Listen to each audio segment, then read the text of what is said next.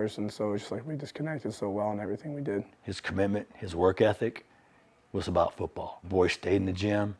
The boy led the team. He was the leader. He was the glue. He was the driving force of that defense. He carried that team. Every time we go to the gym, I get stronger, I get better, I get faster.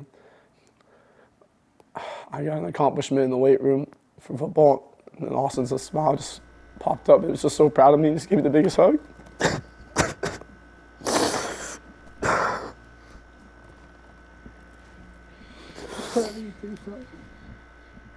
He was on his way to becoming a super positive impact in this world.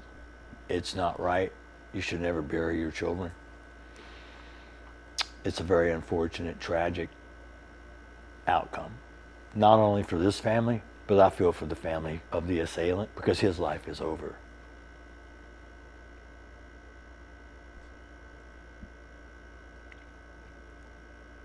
I saw him about to fall. I went to go over there. I grabbed him. I see. Frisco. Yeah, I understand. Best I can to understand. Yeah, there was. You can see. You can picture what happened when what was coming out of his chest, and yeah. Y'all can visualize that stuff. I don't want to put down my mom right now, but I pushed my hand on there, to try to make it stop, and I grabbed his head and I looked in his eyes. I just saw his soul leave, and it took my soul too. I'm so sorry. And then I saw him about to fall. I went to go over there. I grabbed him. I see.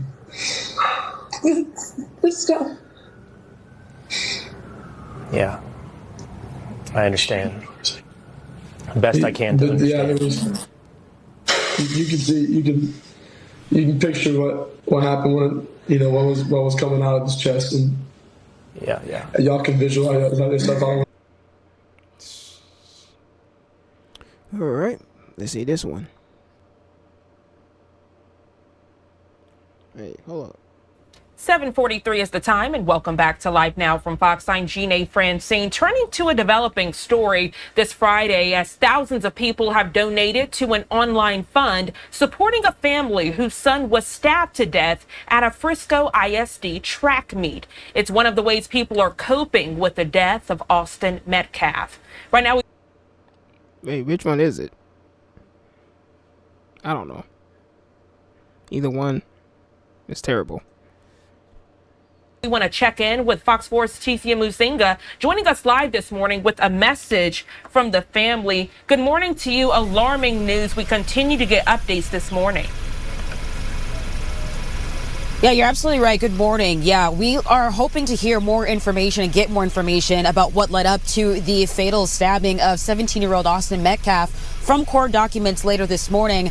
But the family of Austin Metcalf, the 17-year-old, they have been just sharing stories about what kind of a man he was and details about the final moments while he was here. But police are saying that 17-year-old Karmelo Anthony, who attends Centennial High School, stabbed Metcalf in the chest after a fight at Kirkendall Stadium Wednesday morning.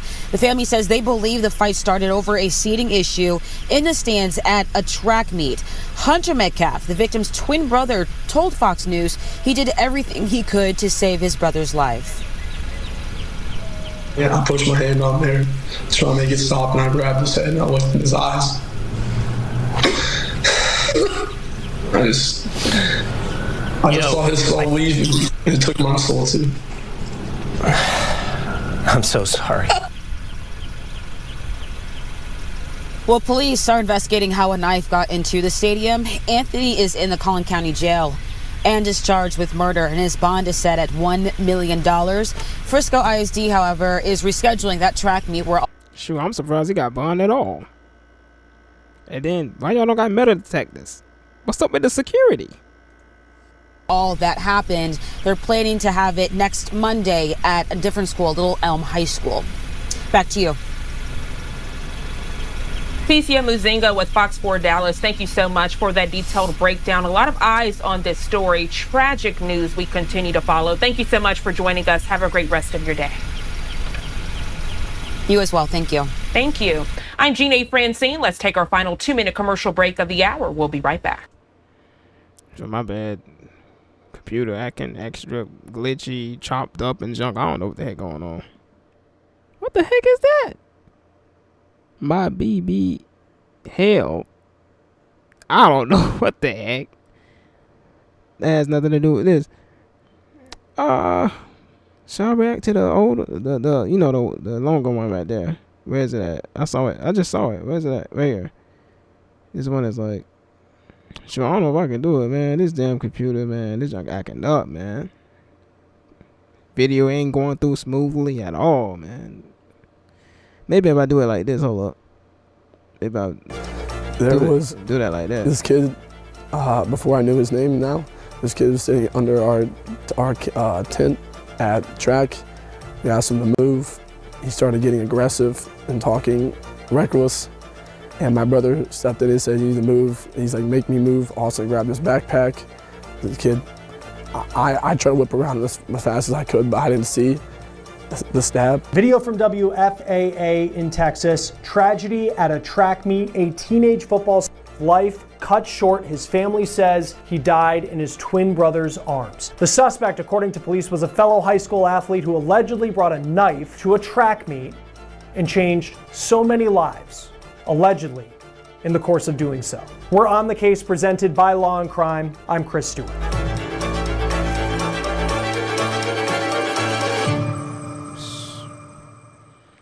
It is hard to make sense of this story, and just wait until I tell you what the suspect in this case reportedly has told police about an alleged murder that happened in the middle of the week at a high school track meet in the middle of the day in Texas. This is Austin Metcalf. His family says he died in his twin brother's arms after he was stabbed at this track meet in Frisco, Texas, near Dallas. He was 17 years old, and his future on the field and in life was so bright. He was a junior at Memorial High School. He played football there. His dad says last season he was team MVP, and he had a 4.0 GPA in the classroom. According to his ex account, he was getting looks to play at the next level and by some big schools. Here he is at a recruiting event for the Arkansas Razorbacks. They play in the SEC. If you know college football, that is as big as it gets. He was a multi-sport athlete, and he was also on his high school's track team, which is who he was competing for on April 2nd at this stadium in his hometown of Frisco, about 40 minutes from Dallas. And if you've ever run track, you know these meets, there's a lot of downtime in between the events. Each team typically has its own spot to hang out, and Austin was reportedly under a tent with his teammates when rain started falling on Wednesday. KXAS-TV in Dallas has the police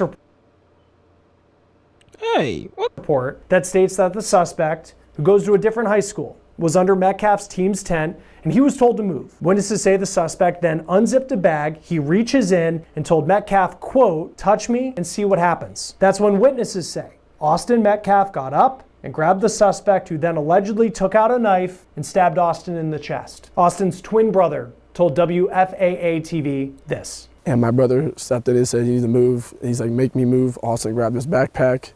The kid, Si necesitas un préstamo de $70,000 o más y tienes un puntaje de crédito de más de 600, para ese dedo, deja de deslizar la pantalla. Buenas noticias. Okay. Come on now. the kid, I tried to whip around as fast as I could, but I didn't see the stab. But then I look at my brother, and then I'm not going to talk about the rest. Metcalf's family says that Austin died in his brother's arms. Here's a picture of the boys with their dad. This is the suspect. His name is Karmelo Anthony. He is facing a charge of murder. He is being held on $1 million bond. Even though I'm using the term alleged in this story because all defendants, all suspects are innocent until proven guilty, Anthony reportedly is not using that term. He told police, quote, "I'm not alleged, I did it." That is according to the arrest warrant obtained by KXAS-TV. And according to the warrant, Anthony appears to think that he was in the right for allegedly killing Metcalf, claiming self-defense. We'll get into why his self-defense argument may not work in court in just a moment. Karmelo Anthony, class of 2025, Centennial High School, Frisco, Texas. Anthony was also a football player. This was him mic'd up for a tournament that was posted on YouTube, and he linked to it on his X account. Anthony's high school was just about 7 miles from where Metcalf went to high school. It appears up until Wednesday, August 2nd, Anthony had somewhat of a bright future as well, as social media shows that he was getting offers to play college football. At least his social media claimed that. Like these Division III schools in Texas and Louisiana, and this small school in Kansas on Huddle, which is a social media site for football. What the heck? You both were going to be great. What the? Satan, man. That's all I can say. Satan. All recruits, he wrote, quote, "God has shown you the right path. Just take it." That was in his bio. Now he's facing the possibility of never being on a football field again, or frankly being a free person ever again, because he is charged with murder. We saw a user write to him on X saying, quote, "Ruined your whole future, dude." Now, if the allegations are true, if he's convicted, frankly, the only future that truly matters in this story is that of Austin Metcalf, a future that was ended, and the future of his family and how they heal after what happened at this track meet on Wednesday this week. Austin's dad has a GoFundMe page. It has raised nearly $200,000. At the time of this recording, the page includes pictures of Austin, his dad, and his twin brother from when they were young. His dad writes, quote, "He was a leader of men. His smile would light up the room. His passion for football was unbelievable." And it's hard not to get emotional looking at this picture of a dad and his sons just fishing, looking out at the water at a pond, and to think of everything that was taken away by an alleged decision this week. On that GoFundMe page, his dad finishes by saying, quote, "We will all remember him for the way he impacted others' lives. I love you forever, son. It's not goodbye. It's see you later. God will take care of us till we meet again. R.I.P. Love, Dad." Austin's last post on social media was on March 31st. He wrote on X, quote, "Faith that God got me and my work will pay off." Join us now to talk about this case. It certainly has a lot of people talking, is trial attorney Bridget Williams, who joins us from Dallas, Texas. Thank you for taking the time to be with us. I know that this has been headline news in your city since it happened earlier this week.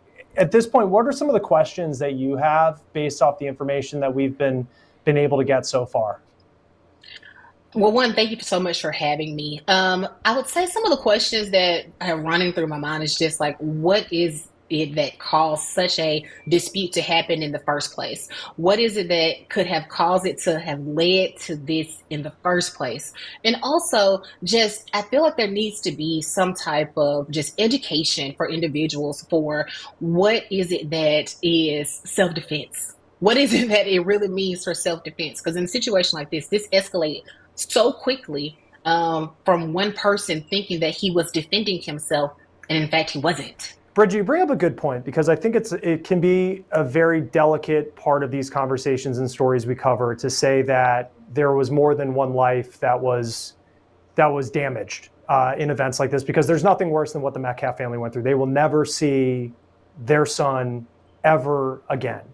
And then you look at this suspect, and you know, there's questions about why you would even bring a knife to a track meet or anything like that. But how do you balance that? And maybe it isn't even balancing it. I struggle with it to say, you know, the idea. How much I go 360? What the fuck? The idea that Karmelo Anthony, according, he had college offers to go play football, and then this decision on this day, April 2nd, at a track meet over something that probably at the end of the day never mattered at all. He likely could spend the rest of his life behind bars, and his family, who might have thought that they had a future college football player in their house, now very well may end up, for the majority of their lives, having to go visit him in a prison. Yeah, that's exactly right. That's exactly right. Something like this that just evolved and snowballed, that's what it seems like to me, snowballed over something that may have just been some high school students getting into some type of disagreement. And so the issue is that once that disagreement again begins to snowball, what is appropriate for self-defense? Whenever we're into just a oral disagreement, then that transfers over to a physical disagreement. How does it transfer then to a knife? And so, and under Texas law, you have to provide equal or lesser value, generally, so force, whenever we're talking about self-defense. Is it reasonable, and is it proportionate to that of what the perpetrator initiated before. Because in this situation, the suspect is stating he told the other person pretty much, don't touch me. And that person did, in fact, touch him, and then he pulled out a knife. So yes, maybe there was some issues there where we talked about physical altercations, but that doesn't give you the right or the responsibility to respond back with a knife. It has to be reasonable and proportionate. How do, once you get to a trial portion, actually be able to figure that out? Of, you'll have what he will say, and let's say if he goes with the self-defense argument when we get to that point, but then you're going to have witnesses that will lay out the narrative. And how do you get to the point where you figure out, okay, this is what people are saying what happened, and then this is the law, and you merge the two together to figure out what the appropriate punishment should be? Yeah, I think that actually starts way before a trial setting. That would start really in the discovery aspect. So when we are looking through the discovery, and we'll be able to see what are the affidavits from each of the witnesses stating, what did the actual suspect himself state, because he made statements that were not where someone asked him any questions. He volunteered statements. And so all of that information is used even prior to trial. And so the state will be using that, all of those things combined in what we call totality of the circumstances, to offer him some type of offer punishment range. And so that is, I think it starts way before trial. It starts way before that. And so, and the state will again make an offer based off of all of those issues combined. In a lot of these, like, who do you guys think he is? He trying to represent himself? He about to get life, right? There's no way he ain't getting life. He think he can't represent himself? He think he innocent somehow? What? Man, look, I don't see no black eyes. I don't see no scratches, no nothing. You know what I'm saying? Better find a broken rib or two or something, which I highly doubt they're gonna find that. He getting life, bro. He getting life. He out of here. That was the stupidest, probably one of the stupidest things I've seen. This year just started, right? We in April. I think it's probably the dumbest thing I've seen this year. This is really dumb. Like, what the heck? Ruined your life and the other guy's life. Well, not take the other guy's life. Ruined your life. And you both was going to have promising careers. Making much more than the rest of us. Look at this damn shirt I got on. I'm just saying, man. I'm ashy. Okay? Someone makes a self-defense argument, and I feel like I don't even understand when these cases come up from state to state, where you would think someone feels, hey, I feel threatened, I have this weapon on me. In this case, it was allegedly a knife. Some cases we see someone who has a firearm, and in that moment they make this decision and they say, hey, I was defending myself. And then, the police will say that's actually not what self-defense actually is. How common in the situations that you've dealt with in your career, is there just a complete lack of awareness from a suspect or a defendant about what actually is self-defense? It happens more often than you think. Here in Texas now, most people are allowed to carry a gun or a firearm. So we all know that. However, when we do those things, we need to also be educating ourselves, especially students as well. And students, and I would say everyone, really needs to educate themselves on when it is appropriate for self-defense. So we have several cases I've seen in my career where someone may have brandished a firearm driving down the interstate, just showing someone else a firearm if someone may have cut them off on the interstate or something, and that is not allowed. Like, you cannot do that. You can be charged. And so I think just educating ourselves on what the law says self-defense is, in combination with getting a firearm if you're going to get one, that is really important, because you want to make sure that you are protecting yourself, and then that you are making sure that you're doing everything proper so you won't be charged in something going down the line. Yeah, I look at this case, very different situation, but like Daniel Penny in New York, who was the man on a subway who claimed self-defense when there was someone having a mental health episode, and that person ends up losing their life. Of course, stand your ground laws in Florida are always a hot topic when a case comes up involving those. Why is it that it seems like from state to state we have a difficult time across the board understanding what self-defense actually looks like? It's difficult because every state has their own rules, right? So every state has a different set of self-defense rules. Just like you stated, in Florida, there's stand your ground laws. In Texas, we don't necessarily have that. So here in the state of Texas, again, self-defense has. Hey, what? Meet Come on now. Standard in sleep. Man, y'all stay with this, man. Come on now.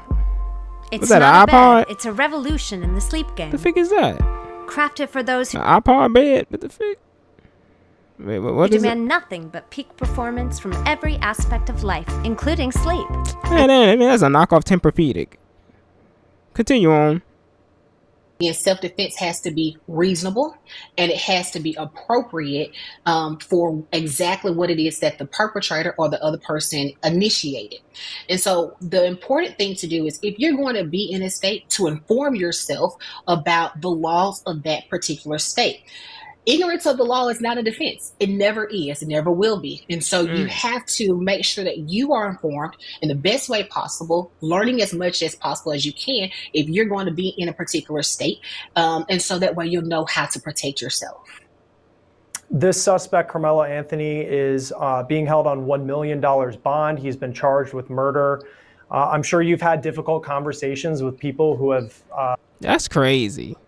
And then I heard that they're holding GoFundMe for him too. I'm like, dude, he's better get right out if he has bond like they say. So what's the point of giving him a bond? What's the point? You give him bond and he bonds out. You think his lesson has been learned? You think he learns a lesson if he bonds out on $100,000 of money that's not even his money that he had to work for? He's not gonna learn no lesson, man. He gonna be thugging out here. You know what I'm saying? Like Young Thug or some junk. Tupac. They ain't gonna be able to tell him anything. Shoot. He gonna be very prideful. Been charged with crimes they never thought that they would ever be charged with. People who are not career criminals. What are those conversations like? Those conversations can sometimes be very difficult. We're having that conversation a lot of times with the actual client, so that could the defendant himself, but also their family, because this situation not only impacts just this one person, but it impacts their families and their lives for a very, very long time. So those conversations can be extremely difficult. This suspect being held on a $1 million bond is not uncommon. I think that is generally appropriate. In this specific city, Frisco, that is what we call Collin County, they are putting a bond in place because of the offense, right? So the nature of the offense, which is a murder case. Is he a danger to himself and to others in a situation like this? They sure that's murder? I thought it was homicide. That's what I thought. Cause normally with a murder, you plan it out. I don't think that was planned out. That was just rage, just like road rage. Either way, life. That's what it should be. But presented a knife at a physical altercation, you're a danger to others, and you could very well be a danger to yourself. And so I don't foresee a judge going down much lower on the bond. More than likely, his attorney will have a bond hearing asking the court to reduce that bond down if his family cannot afford to post that bond for him. But that would be the next steps for a defense attorney to try to set a bond hearing to try to get his bond reduced down. However, based on the nature of the offense and his danger, just status to community, to others, with something such of this magnitude, I don't foresee it going down much, much lower. Okay, let's say he does get out, right? And he is able to continue his football career or whatnot. And he make it big. You know what that means? That means he owes this family for life. Anytime they're in a jam, they need money, he need to have their back. It's the least you can do, man. It's the least you can do. Cases when it comes to bond, because I know in some cases you might be able to get a bail bondsman and you only have to put down I think in some states like 10%. I mean, 10%. realistically, what 10%? What would his family have to put forward if he was to be released on bond ahead of trial? Yeah, and that's up to him and his family. So here in Texas, you can do what's called a bail bond or a surety bond, where they can get a bail bondsman to post the bond for them, where they would have to pay 10% along with some state fees. That's the norm. Some bail bondsmen charge a little more than that, but they have that as an option. Or they can pay a cash bond. The cash bond is where they would pay the full amount, but then they would get that full amount back once the case is resolved. When you pay the surety bond with a bail bondsman, you never get that money back. That is the money that you pay directly to them. And then the bail bondsman company is responsible, fully responsible. If you don't show back up to court, now they are fully responsible for the full amount of that bond to the court. So the cash bond is the other option where they can pay the full amount directly to the court. The family will get that amount back at the end of the case. And this suspect, Karmelo Anthony, 17 years old, so technically... Wait, what does she mean by full amount? She don't mean $1 million, right? Because I don't think this guy's family has $1 million. I mean, they may have it, but damn, that's a lot. Unless she just mean the 10%. I don't know. Either way, that's a lot. Still a minor being charged as an adult. Why is it in so many cases when someone's close to being 18, even though they're still a juvenile, they are charged as an adult? Yeah, what's up with that? It just really just depends. Every case is just such a case-by-case basis. And then the courts will, the juvenile courts can sometimes just petition to the district courts in order for, based off of the severity of the offense, for that to be tried in a district court or county court at law. This is a severity type of case. I don't see why it's not moving forward in the district court. This is where it needs to be. What's the timeline if this is something that happened on April 2nd? So I think it was on Wednesday this week. What's the timeline look like to when there eventually could be a trial? It really just depends. So the cases such as this have no what we call statute of limitations. And so the police department has quite some time to build up their case. And then once they do that, they present it to the DA's office. The DA's office at the felony level then will present that case to a grand jury. The grand jury then decides if there has been enough probable cause and then moves forward to an actual prosecutor. That time frame could take months. It could technically take years before he actually has a trial date or a court date. So before we get to a trial date, yeah, they do that sometimes. Sometimes you'll be locked up 10 years, 15 years. And then eventually, oh, okay, we settled it in court. What? It took that long? Dang. But with this, man, whether he get life or not, he at least need to get like 15, bro. 20 something, yo. Like, the heck? Sure, you got cats that be flipping bricks, dog. They get more than that. They don't get no bail. You know what I'm saying? Even though that do, what they're flipping do cause people to, you know, become unalive due to ODing and all that stuff. But this right here, this wasn't no ODing. That took some time. Nah, this took seconds. So he's like, and he did it directly. So he's like, I don't understand how he got bail. I don't understand. Shoot, I don't understand. Before he gets to a court date. So that process could take months, years before we even get started on moving forward with this case. And I think of Karmelo Anthony, this isn't someone who I've seen has a criminal record, not like a career criminal, someone who appeared to be, had a bright future, on the right track, captain of the football team, had college offers.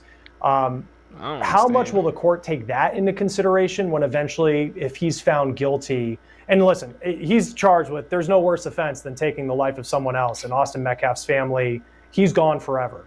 So I'm not making light of that. But I do think of, you know, this not being a career criminal and someone in the heat of the moment made a terrible, terrible decision thinking it was self-defense. Does any of that, could that factor into how much time he potentially could spend in prison?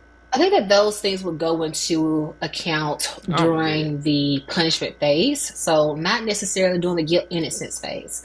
And that's if this even moves forward to a trial. So let's go back a little bit. Let's say that they decide that they're not going to move forward with the trial setting and they're going to try to work out some type of agreement with the prosecutors. The prosecutors will then be able to take that into account in some type of mitigating circumstances, stating just all the things that you just said. Maybe he was a great student, straight A's, about to go to college and was a great athlete, all these different things.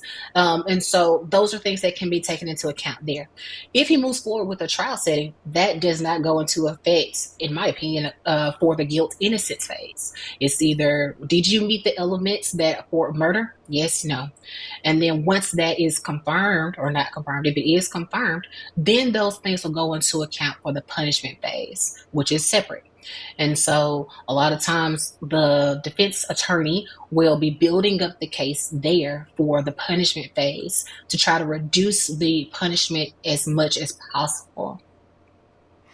How likely is it, with what you know, maybe just what you know from what prosecutors are like in the county where Frisco is located, and also the evidence at this point that it seems that the authorities have? Hey, I know you've been seeing all the news about the crazy stuff these celebrities are doing at those parties with the baby oil. The news is telling us they confiscated about 1,000 bottles. I wasn't there. I was home. The heck? I don't have anything to do with that they would know anything. Would do a plea deal or negotiate a plea deal, as opposed to just saying, we have pretty clear evidence that you did this. We're going to take this to trial and make sure you face the full extent of the law. Yeah, I think that the prosecutors in most counties around Texas, around the Dallas-Fort Worth area, are going to be somewhat reasonable. They're going to take in that information as much as possible. Just like we stated before, we're going to use mitigating circumstances to take into consideration the punishment phase and what is appropriate for this particular defendant. Now, the prosecutors do run all of the offers that they provide generally by the victim. In this situation, the victim's family. So if they offer him 10 years TDCJ, which is prison, then normally they run that past the family and make sure that the family is okay with that offer. They don't have to wait for their approval, but generally they just run it by them to see how they feel about it, and if that is something that they would be okay with. And so I definitely think that it is something that they take into consideration. But it's always up to the prosecutors every time to decide on what they will be offering. And then if they move forward in the trial setting, if they decide to go to the judge or the jury for punishment. For people convicted of murder in Texas and in the Dallas area, in Frisco, I mean, what's typically the punishment? I know the most would be life behind bars, but realistically, how many years could he be spending behind bars in prison? I mean, you're right. The maximum is 99 years. So many things go into consideration for that. And so when we say, well, what's realistic? Realistic is up to 99 years. I didn't know that. I thought life meant that till, does its part. That's what I thought it meant. And so 99? It just... Who knows? He might... Never mind. I don't think he'll be alive. I mean, you never know, but I don't think so. Nah. Really just depends on so many factors, the factors of what comes out in the discovery, what comes out in the mitigating circumstances that we talked about, what is, was he about to go to college? What was the heat of the moment situation? And that's really the defense job, to try to work with the state and trying to reduce that time as much as possible. So I don't want to say there's a specific number, because every case is different. And so it just really depends, case by case. And just lastly, Bridget, as someone who deals with cases with people accused of crimes that were heat of the moment crimes, they weren't career criminals. I was on the street reporter for a good part of my career, and so many of the murders that I've covered, someone just felt disrespected over something that just wouldn't matter 15 minutes from now. Yeah. And yet they make a decision, heat of the moment, someone loses their life, and then they spend the rest of their life in prison. How do we get past that? How do we deal with these situations so we don't have stories like this where someone like Austin Metcalf loses his life? I don't even know. Really, the only way is education. educating individuals on what is important for self-defense, when understanding what self-defense is, but then also how do we really control our emotions? How do we control our anger and be able to tell someone effectively that they're bothering us, or making sure that we stop whatever the behavior is without escalating it to bringing a knife in a physical argument. But also, I feel like a combination of education on what self-defense is, educating ourselves on the laws of our state, and then also controlling anger management, controlling exactly what it is, how we portray our feelings, our emotions when we're in public settings. So well put. And educating yourself about the laws in each state is such an important part that people really should take up. Bridget Williams, trial attorney, joining us from Dallas, Texas. Thanks as always for being on Law & Crime. Thank you so much for having me. We'll continue to follow this story as the criminal case plays out. For On the Case, presented by Law & Crime, I'm Chris Stewart. We'll see you next time. Thank you, Stewart. Thank you, Bridget. Y'all did a damn good job with this one. Better than I could have. You know me, I was just going to keep hitting people with scripture, and that'll probably piss them off. Okay, so they hit you with the law side of things. See the name of the channel, Law & Crime. Me, I just hit you with the scripture, man.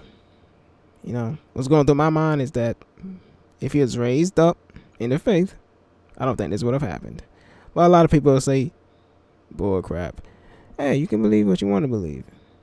But I believe that this will happen way less if people actually followed the Messiah and followed his commands. You know, commandment number 1, love God the Most High with all your heart. Commandment number 2, love each other as you will love them, as you will want to be loved. Right? A lot of people don't do that. Like in this situation, I bet he didn't even think for a second. Damn. Before I stab this guy, what if somebody did this to me? Would I want them to do this, or would I want them to spare me? But who knows? Maybe he was the S word. You know, that ends with idol. I don't know. Which would make way more sense. It'd make way more sense in this case if he was S idol. Okay? But if he's not, I don't get it. Or maybe he was the other idol that start with an H. Right? Which I thought he was going to be charged with, but no, they charged him with the other thing that start with an M. I don't know what words that you can or cannot say on here, so I don't know. That's why I'm breaking up words. Letter by vowel by suffix. I don't know. Well, I believe if he was raised up in the faith, I think he would have had more self-control. That's what I believe. And no, I don't mean, going to church every Sunday. No. I mean, his mom and dad teaching him to have a relationship with the Most High. Through the Most High's Almighty Son, who is the Lamb, who is the Word, who is the Messiah. Well, of course, a lot of people would be like, man, that's BS. Hey, believe what you want to believe, man. Believe what you want to believe. Because the Lord is about love, man. He's about justice. He's about fairness, righteousness, all of that. Was there any love in this situation? Any righteousness? Any justice? No, not at all. That's why this happened like this. He didn't have the Lord in his heart. No way. If he had the Lord in his heart, no way this would have happened. No way. And what they were saying is important too. He should have known the laws. But what if he did know the law and just didn't care? You know what I'm saying? And then a lot of people, especially a lot of young people, they no longer feel the Lord no more, man. They're not taught to feel the Lord. They're not even taught to feel mom and dad. Mom and dad let you do what the heck you want to do these days. You know what I'm saying? They tell you, you have to spell that rod, or you getting some time. How the figure I'm going to get time from disciplining my child? The Vic? Sure worked for me. I ain't in prison. It worked. Holy Scripture do not lie. It never lies. Although a lot of people claim that it does. I think those people are a little crazy. Or probably the R word. But it's true. It does not lie. When it tells you to do something, you should probably do it. Because there's no wisdom higher than that comes from the Most High. One of his titles is literally the Most High. And you think you have more wisdom than him. Right. I'll take your word for it. Not. We got some verses here. Hold up. It didn't show up on the screen. We got some verses I'm going to end it with. Because I don't see enough people putting the Holy Scripture into it. You know? And then a lot of people, they going about it. How people went about things in the old covenant. Eye for an eye, tooth for a tooth. No. But hey, you can do that if you want to. I heard the dad is forgiving about the whole thing. I don't know if that's true or not. If he is, may the Lord bless him. Because he's going about it the way the Lord will want us to go about it. Which is the hardest way to go about it. Because everybody will want some type of revenge if that happened to them. If that happened to their child. They would want some type of revenge. But it's just not Christ-like. It just ain't. I know it's hard to hear. Hard to admit that. But it just ain't. It just isn't. We have a verse right here. Job 4:8. ESV. As I have seen, those who plow iniquity, which means sin, and sow trouble, reap the same. It look like that probably what happened in this situation here. The guy reaped what he sowed. You can't hurt people, or worse, and think that you can just talk your way out of the trouble. My man was trying to represent himself. How you gonna try to represent yourself? He was already representing Satan with what you did. So now a marketing side to it for me. So there's also us kind of like unveiling our membership. Okay, my bad. That confused the heck out of me. I was like, what the heck was that? But then I remember it was some other video that I was working on. Sorry if that scared some of you. If you could hear that. I hope you didn't hear that. That sounded creepy, kind of. But I had to alter some junk so I don't get hit with copyright. So, hey, what the heck was I saying? Yeah, man. What he did was just not godly at all. And some people are saying justice for him. I'm like, justice for him? He committed a crime and you talking about justice for him. How does that happen? How does that work? You know what I'm saying? How does that work? That's like saying justice for Cain after you just saw him slay Abel. You're like, justice for Cain. Wait, what? I don't think that's how that works, man. We got Galatians 6:7-9 here, ESV. And it says, do not be deceived. God is not mocked. For whatever one sows, that will he also reap. For the one who sows to his own flesh will from the flesh reap corruption. But the one who sows to the Spirit will from the Spirit reap eternal life. And let us not grow weary of doing good. Don't grow tired of doing good. For in due season we will reap if we do not give up. Never give up on the Lord, man. And for all I know, that guy he was probably a believer. But probably gave up on the Lord. I would hope not. But if that did happen, I wouldn't be surprised that this is the outcome of giving up on the Lord. Both of these guys have promising careers ahead. I don't understand this at all. Makes you wonder, did somebody put him up to this? I don't know. You know, somebody else though, besides Satan, besides one of Satan's minions, somebody in human form. You wanna, not to be some type of conspiracy theorist, but I'm like, what the fuck? Yeah, You have things going for you in life. You and the other guy, you and Austin, you're both about to be big time NFL players in the near future. And you screw that up for what? I don't know. Maybe he had a bunch of pressure on him from his family. Oh man, you have to be the breadwinner, man. You know what I'm saying? We can't wait to get these millions. So don't screw up. Don't screw up, man. We counting on you. All that pressure probably got to his brain, and then on top of it,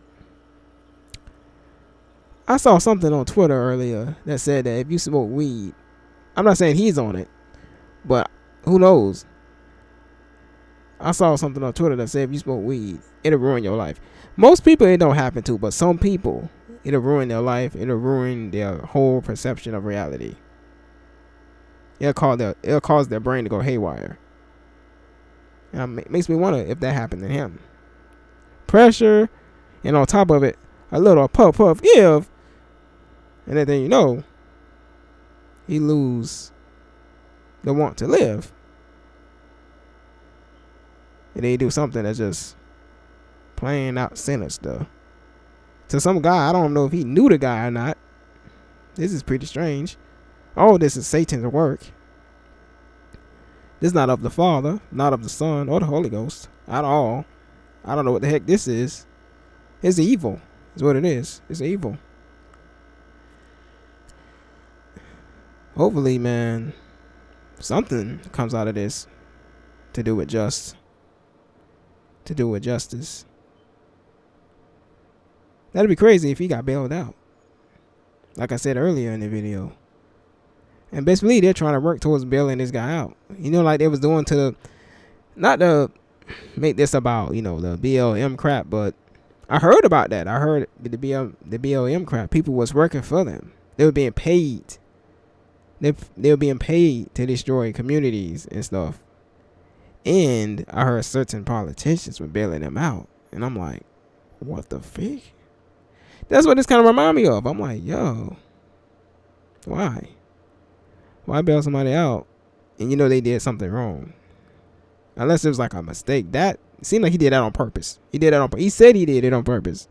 He said, yeah, I did it. He could have said, oh man, that was an accident. You know, my reflex was too fast. I didn't think that I even hit him that hard. I just wanted to, you know, scare him a little bit with a little cut. But I reacted too fast. Oh man, what have I done? But nah, he said, yeah, I did it. He might get on the stand and say, I'll do it again. I would hope not, because that'd make his case look a lot worse than it already does. This got to be one of the biggest things I've seen of 2025 already. Oh my goodness, man. That's why it's always best to walk away, man. I never feel comfortable if I see somebody in a street fight. It's never the best idea. If it's not in the ring or in the octagon, leave it be. Because there's no rules in street fighting, man. This ain't no video game. This is real life. Ain't no rules in street fighting at all. And I don't think the other guy was even trying to fight. You're just trying to remove this guy. And then this happens. Like, but the security at is my question. You know, and then I'm questioning, did he even go to that school? I'm not sure. I know my school, shoot, we had security out there, mug. So we point to him. We say, hey, yo, Mr. Security Guard, this guy don't even go here. He like, wait, word? This guy doesn't go here? He got that taken care of. Shoot. Security guard, they ready for somebody to pull something out on them.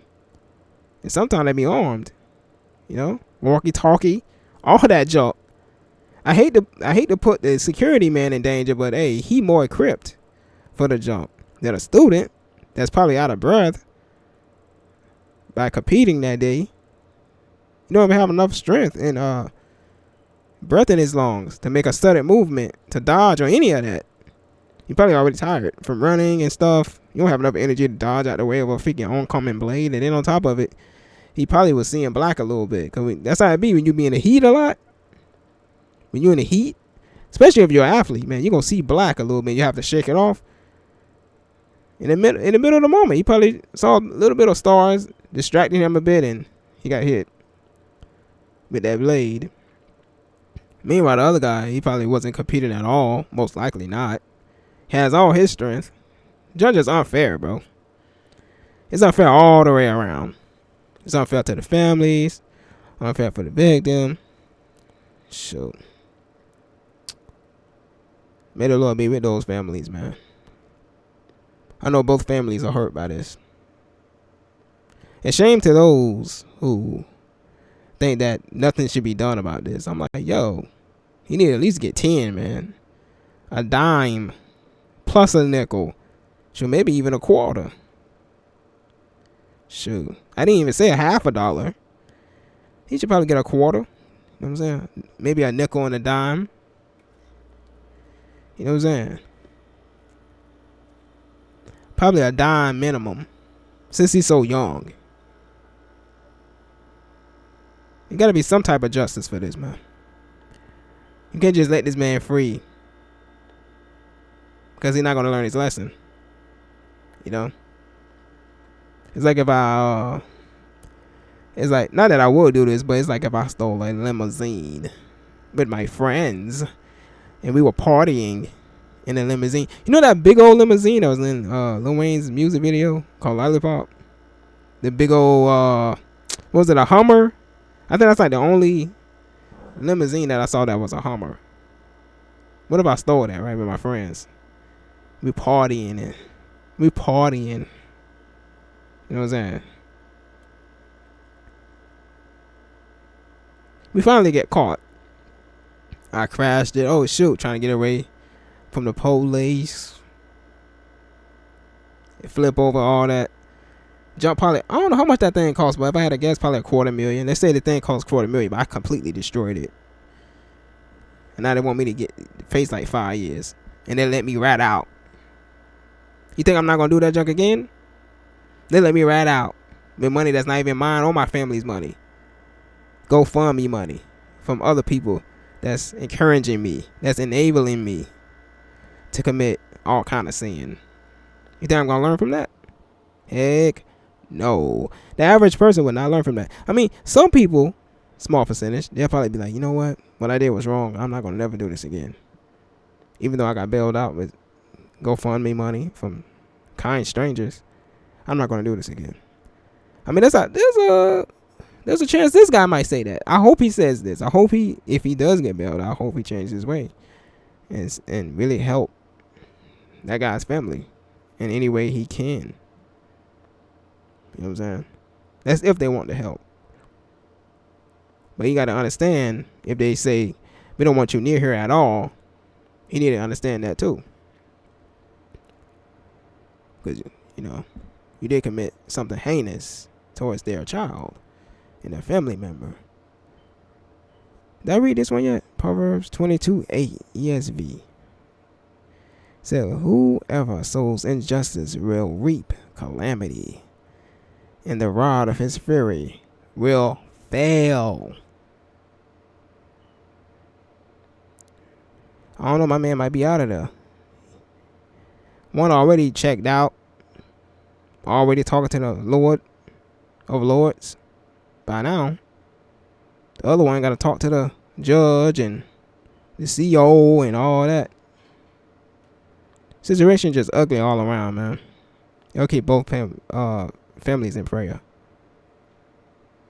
Just in case y'all don't know what calamity mean. I know I forgot. An event causing great and often sudden damage or distress, a disaster. Yeah, that prison sentence might be disaster for him. But it depends on how it will go. I don't know how it's going to go. But hopefully there's some type of justice for Austin. It sucks to see his brother crying like that. And the dad crying, the mom crying, and all of that. I was looking online, man, on TikTok about the story and all that. People laughing in the comments. I'm like, there's nothing to be laughing about. Y'all must be possessed. Y'all must need some type of exorcism to be performed on y'all. In Jesus' name. Because that's no laughing matter right there. Not at all.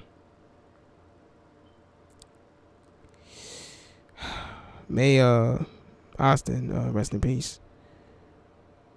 You know. May he be with the Lord. That's the only place that's better than here. Because the only place that's worse than here is like a fire. That's where John 3:36 comes in. That y'all look that up. Look up John 14:6. This video already too long. I'm out of here. Blessings to you all, and may peace be upon you all.